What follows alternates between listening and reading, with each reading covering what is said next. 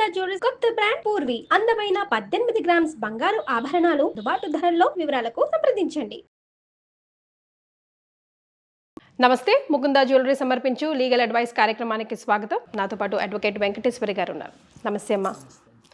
అమ్మ, ఇవాళ మన లీగల్ అడ్వైస్లో శ్రీలత అనే ఒక అమ్మాయి వచ్చింది.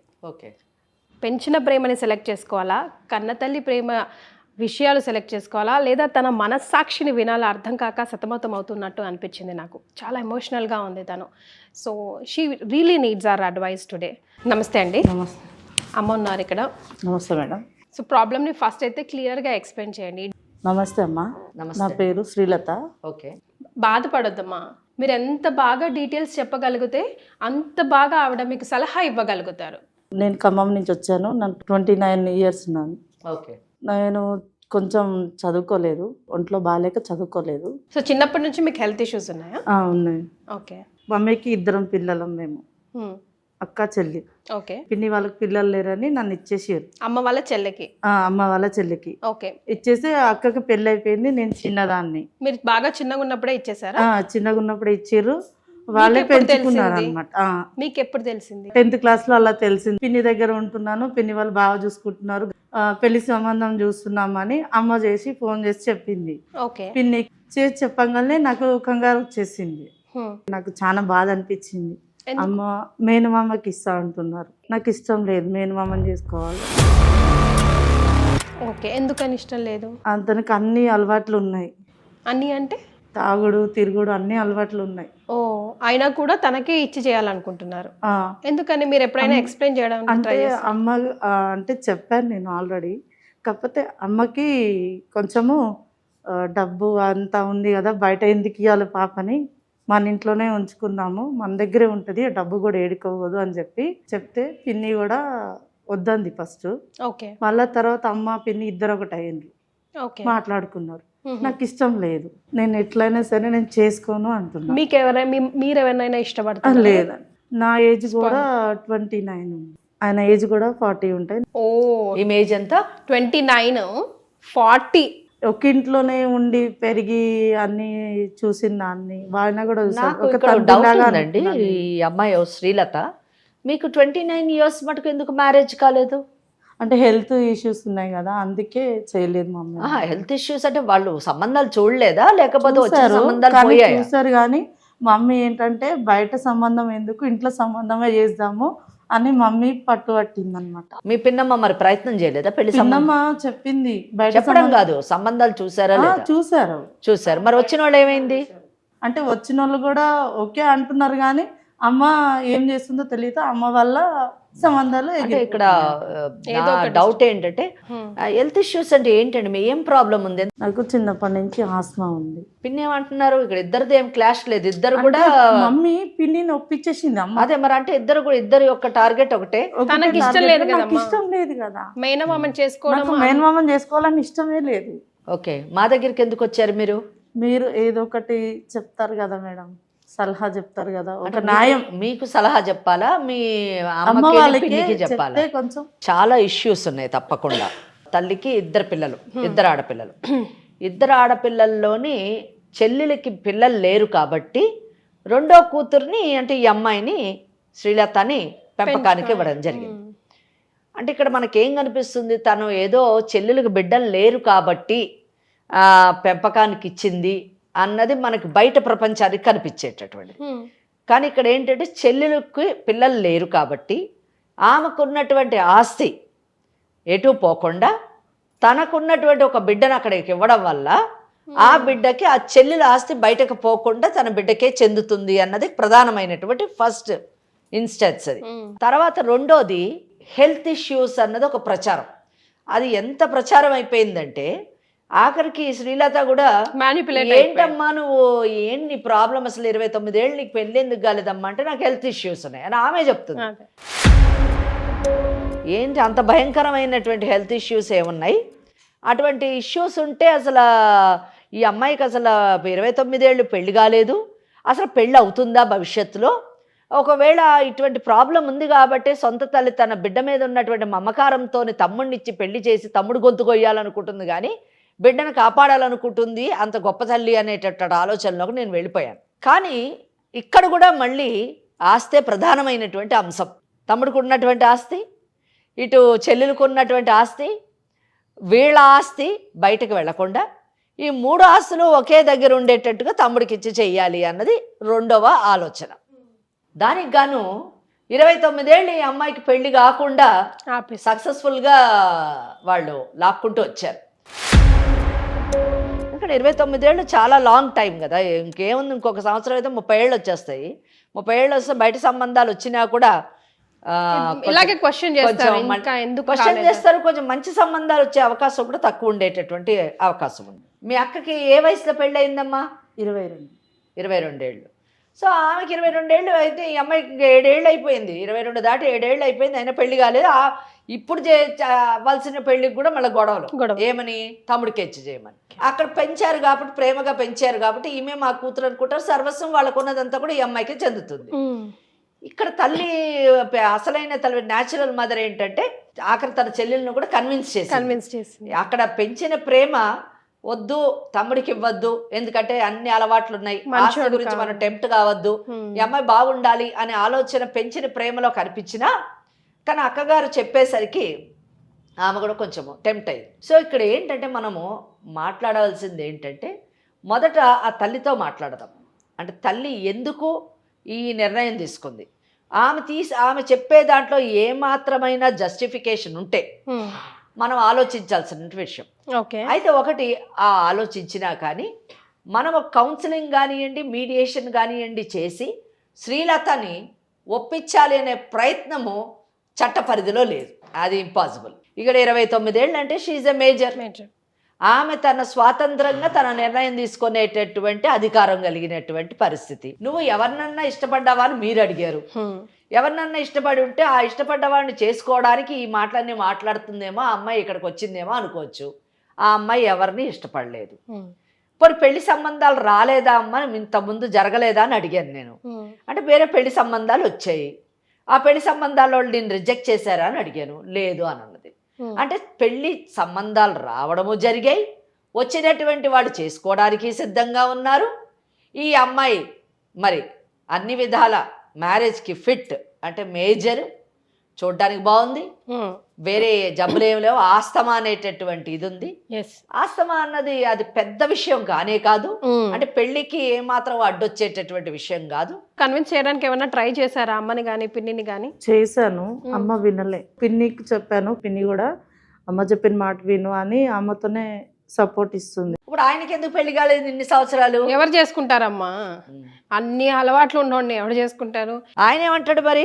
ఆయన కూడా మా అక్క చెప్పినట్టే వింటాను, నేను మా అక్క చెప్పి చేసుకుంటాను. అది మొదటి నుంచి ఉంది లేదా ఇప్పుడు కొత్తగానా? చిన్నప్పటి నుంచే. సో రిమోట్ కంట్రోల్ అంతా అమ్మగారి దగ్గరే ఉంది. ఏంటి మీ అమ్మ పేరు ఏంటి? లక్ష్మి. సో వాళ్ళ అమ్మగారితో కూడా మనం మాట్లాడదాము. బట్ ఇప్పుడు మనము డిస్కస్ చేసిన ఇష్యూస్ అన్నీ కాకుండా ఆమె ఏదైనా కొత్త విషయాన్ని చెప్పి కన్విన్స్ చేసేటట్టుగా ఉంటే అప్పుడు మనం ఆలోచించవచ్చు. అది కూడా ఏంటి, మామూలుగా వెంకటేశ్వరి కీర్తి అంతే, వెంకటేశ్వరి అడ్వకేట్గా ఆలోచించే విషయం కానే కాదు ఇది. కనుక ఆమె ఏం మాట్లాడుతుందో ఆలోచిద్దాము. సో ఒకసారి అమ్మకి ఫోన్ కలుపుతారా? హలో అమ్మా, బాగున్నావా? బాగానే ఉన్నామ్మా. ఎక్కడున్నావే? ఇంటి దగ్గరే ఉన్నామ్మా. ఏం చేస్తాను? ఏం చేయట్లేదు, కూర్చొని ఉన్నామ్మా. అంత మంచిగా? బాగానే ఉన్నామ్మా. ఎందుకమ్మా ఊక మామయ్యని పెళ్లి చేసుకో అంటావు? నువ్వు నన్ను టార్చర్ పెడుతున్నావు.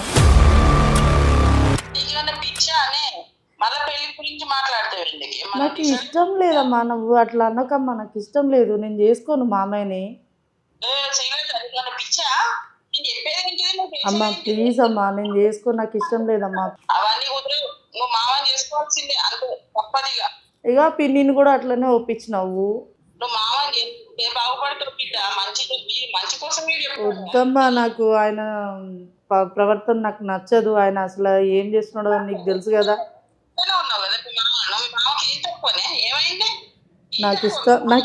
నాకు ఇష్టం లేదమ్మా, నేను చేసుకోను.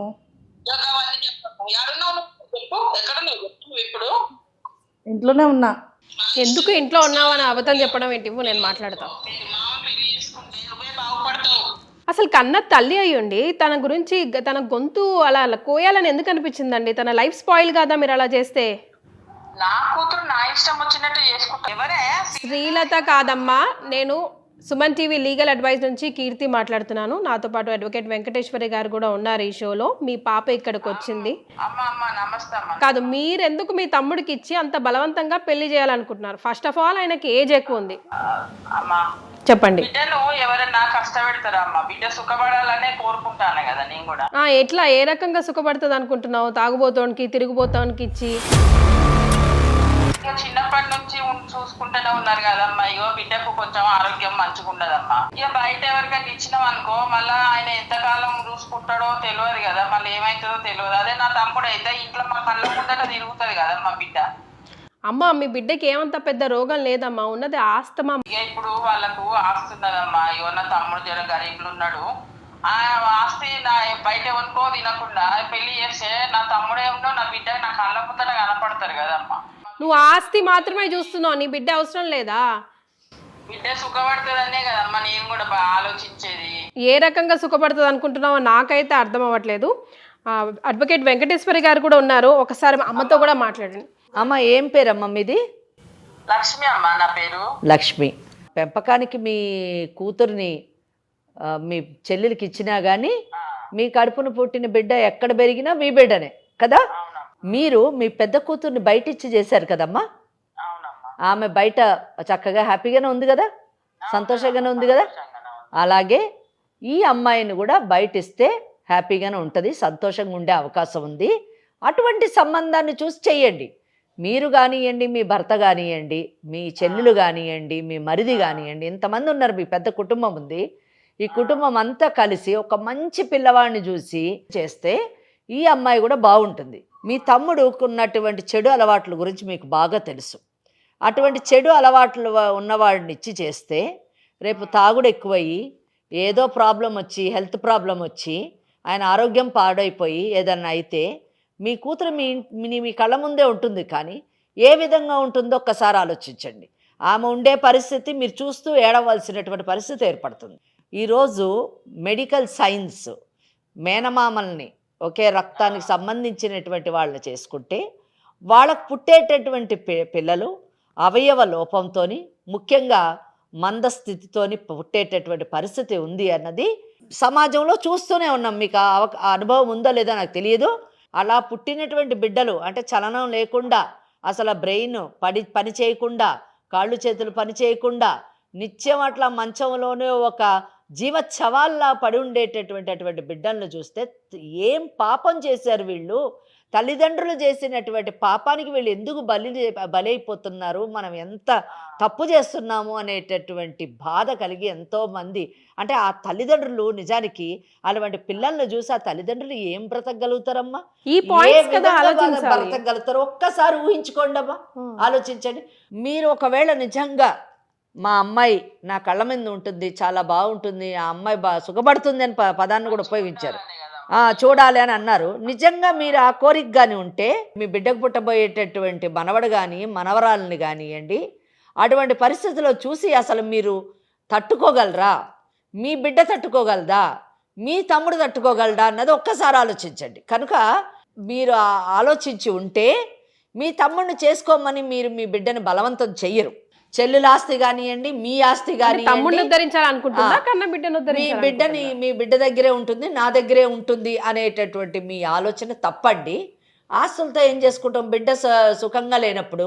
అన్నిటికంటే ఇంపార్టెంట్ ఏంటంటే అమ్మాయికి ఇష్టం ఉంటే మీరు పెళ్లి చేసినా అది నిలబడుతుంది.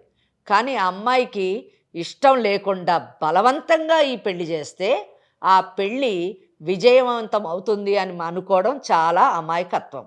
ఇంకా మీ అమ్మాయి చాలా మంచి అమ్మాయి, ఎందుకంటే ఇంత వయసు వచ్చినా 29 ఏళ్ళు వచ్చినా పెంచినటువంటి తల్లిని కానివ్వండి, కన్న తల్లిని కానివ్వండి, ఇద్దరి మాట దాటకుండా ఈరోజు కూడా నాకు ఈ పెళ్ళి ఇష్టం లేదు, బలవంతం చేయొద్దు అని మిమ్మల్ని బతిమాలుతుంది. కానీ ఆ అమ్మాయి ఎక్కడికో వెళ్ళిపోవడమో లేదా ఇంకెవరినో పెళ్లి చేసుకోవడమో ఎవరినో ప్రేమించడమో ఈ పనులు చేయలేదండి. మీ తమ్ముడి మీద మీకు చాలా ప్రేమ ఉంది. ఎంత ప్రేమ ఉందంటే ఆ పిల్లోడికి 40 ఏళ్ళు వచ్చినా కూడా పెళ్లి కాకుండా ఆపెట్టారు.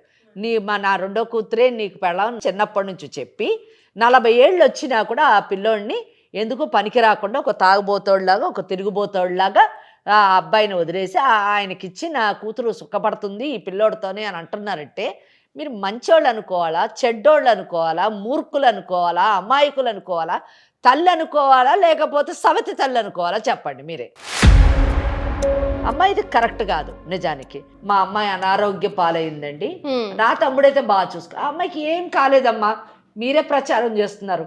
మరి ఆ అమ్మాయికి ఉన్నది ఆస్తమా మాత్రమే. ఆస్తమా పెద్ద జబ్బేమీ కాదు. ఆ జబ్బు వలన ఎవ్వరూ పెళ్లి చేసుకోకుండా ఉండేటటువంటి పరిస్థితి కాదు, లేదా పెళ్ళైనా ఆమె కాపురానికి ఈ జబ్బేమీ అడ్డు కాదు. కనుక మీరు ఆమెను అర్థం చేసుకొని ఆమెని కడుపులో పెట్టుకొని కాపాడేటటువంటి భర్తను చూసి పెళ్లి చేయండి అమ్మా. అంతేగాని జబ్బనే వంకర పెట్టి అన్ని అవలక్షణాలు ఉన్న తమ్ముడు చేసి ఆ అమ్మాయిని ఎందుకండి ఇబ్బంది పెట్టడం? అమ్మ ఆలోచించండి మనస్ఫూర్తిగా. ఆస్తి అన్న విషయాన్ని పక్కన పెట్టేయండి. మీకున్నది ఒకటే కోరిక, ఆస్తి ఎక్కడికి పోతుంది అని భయపడుతున్నారు. ఆస్తి విషయం వదిలేయండి. నేను ఇంకొక ఐడియా చెప్తున్నా, మంచి ఆస్తి ఉన్నవాడిని చూసి చెయ్యండి. మీకు అవకాశం కూడా ఉంది కదా. ఒకవేళ మీరు ఇష్టం లేని పెళ్లి కాని చేస్తే ఆమె మీ మీద క్రిమినల్ కేసు వేసే అవకాశం ఉందండి. బలవంతపు పెళ్లిళ్ళు చేస్తే క్రిమినల్ కంప్లైంట్ ఇచ్చి మీ అందరి మీద కఠినమైనటువంటి చర్యలు తీసుకునేటటువంటి అవకాశం చట్టం ఆమెకు కల్పించింది. దయచేసి అటువంటి పని చేయొద్దమ్మా. ఆమె మైనర్ కాదు, మేజరు. తన ఇష్టాన్ని మీ మీదే వదిలిపెట్టింది. ఇంత గౌరవం ఇచ్చినటువంటి మీ బిడ్డని మీరు కూడా కొంచెము కన్న తల్లిలాగా ఆలోచించి కన్న బిడ్డలాగా ఆమె జీవితాన్ని సెట్ చేయండి అమ్మా. దయచేసి ఇది నేను మిమ్మల్ని రిక్వెస్ట్ చేస్తున్నాను. ఒకవేళ మీరు వినకపోతే కానీ నిజంగా మా దగ్గరికి వచ్చినటువంటి ఈ అమ్మాయిని కాపాడాల్సినటువంటి బాధ్యత లీగల్ అడ్వైజ్ అనే కార్యక్రమానికి ఉంది కాబట్టి ఈ కేసు మేము టేకప్ చేయాల్సి వస్తుంది. ఇమీడియట్గా పోలీస్ కంప్లైంట్ ఇవ్వాల్సి వస్తుందండి. అమ్మా మీరు ఇంత చెప్పారు కదమ్మా, ఇంకా నేను కాదని ఎందుకంటే అమ్మా నా బిడ్డ సుఖంగా ఉంటున్నాయి కదమ్మా, మేము కూడా సంతోషం. అంతే కదమ్మా. ఇప్పుడు ఎవరో మేము, ఆ అమ్మాయి ఎవరో మాకు తెలీదు, మా కార్యక్రమానికి వచ్చింది, నన్ను కాపాడండి అని అడిగింది.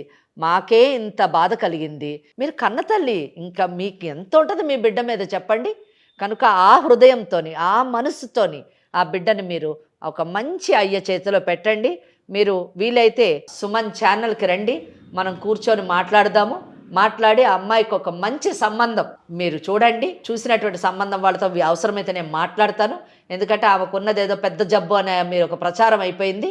అది లేకుండా మెడికల్ రిపోర్ట్స్ అన్నీ ఇచ్చి మనం అంతా ఎక్స్ప్లెయిన్ చేసి మంచి సంబంధం చూసి మీరు చెయ్యండి. మేము కూడా వీలైతే మాట్లాడతాం అవకాశం ఉంటే. ఓకేనా? ఇదండి కీర్తి మేడంతో మాట్లాడండి. లక్ష్మి గారు విన్నారు కదా? అమ్మా విన్నామ్మా. ఏమంటారు ఇప్పుడు? అంత మంచిగా అర్థం అయ్యేలాగా నాకు చెప్పినాక ఇంకా నేను ఏం మాట్లాడలేనమ్మా. నా బిడ్డ జీవితం మంచిగా ఉంటే చాలమ్మా, నాకు కావాల్సిందే. తప్పకుండా నేను వస్తా సుమన్ టీవీకి. తప్పకుండా వచ్చి మీతో మాట్లాడతామ్మా. నా బిడ్డ పెళ్లి నేను చేస్తామ్మా, మీరు చెప్పినట్టు నా బిడ్డ పెళ్లి చేస్తా. వెరీ హ్యాపీ అండి, చాలా సంతోషం. మీరు విన్నారు, అర్థం చేసుకున్నారు. Thanks a lot. అండ్ మీకు కూడా నమస్కారం అండి. నమస్తే. మీ పాప కూడా హ్యాపీ ఇక్కడ. నా బిడ్డ మంచిగా ఉంటే చాలమ్మా. రైట్. ఒకటి ఆస్తి అన్నది ఆమెకి ప్రధానమైన అంశము. కానీ బట్ ఈ రిపర్కషన్స్ కొంచెం చెప్పేసరికి ముఖ్యంగా మెడికల్ అది చెప్పేసరికి కొంచెం ఆలోచించిందని నేను అనుకుంటున్నాను. తర్వాత ఏం జరుగుతాం? మీ అమ్మ ఇప్పుడు చెప్పిన మాటలు నమ్మొచ్చా? నమ్మచ్చు. ఒప్పుకుంటుందా? ఒప్పుకుంటుంది. లేదా ఉట్టిగా తప్పించుకోవడానికి అట్లా అంటుందా? అట్లానే ఏం లేదు, ఒప్పుకుంటుంది. ఒప్పించారు కాబట్టి అమ్మ ఒప్పుకుంది కాబట్టి. అంటే ఆమెకి కొన్ని విషయాలు తెలియకపోవచ్చు అమాయకత్వంతో. మెడికల్ తెలియలేదేమో అని నేను అనుకుంటున్నాను, ఎవరు చెప్పలేదేమో అని. దానివల్ల కొంచెం ఆమె మారిందేమో అని నేను అనుకోవడం, అంతకంటే లేదు. ఇంకోటి క్రిమినల్ కంప్లైంట్ కూడా ఇస్తామని అన్నాం కదా మనం. నిజంగా బలవంతపు పెళ్ళిళ్ళు చేస్తే ఒప్పుకోదండి, చట్టం వ్యతిరేకంగానే ఉంది అటువంటి విషయాలకి, ఎందుకంటే major. So thank you so much and all the best అమ్మ ఫ్యూచర్కి. థ్యాంక్ యూ సో మచ్ అమ్మ ఫర్ జాయినింగ్ us.